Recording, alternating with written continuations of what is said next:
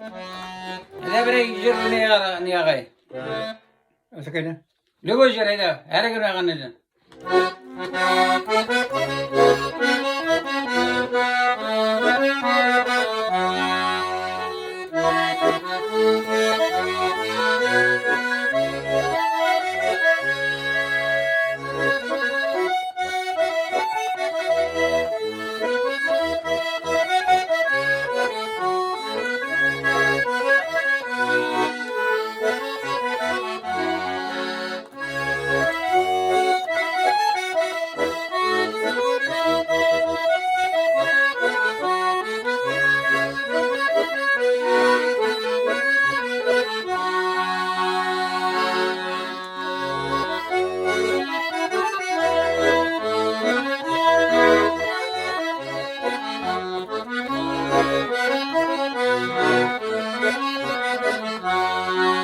Alamışsın Ahmet.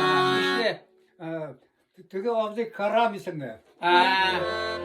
Karam abi belam Salim Yanov Karam. Salim Yanov. Hanım bilen bir geçlerdeyiz mi? Bu şoför bulup sadeyim de oğlum. Yoldaşım. Bizge benim Kortatay'ın sınlısının paraları iken oğlum. Kortatay'ın diye sınlısı şu diye kurluğa köyüne sakkan. Şunun paraları. Anta Haridapa. Şunun şu Karam. Şunun onun sınlısı var ya. Tamam ben isimlerini unuttum idi. Bana bir düsture Karam abilerinin neyi? Yani işi böyle igen yılga yağından balgan. İyi yılganı ka. Vat, Salim Yanovlar. İyi Salim Yanov. Karam abinin kimi diysin? Karam abinin kimi? Yani işi bulam. İyi Karam'ın en iyisi bulayındı. Senin- Kortatay'ın sınırlısı bulgan. Kartıdan sınırlısı. Vat, ana.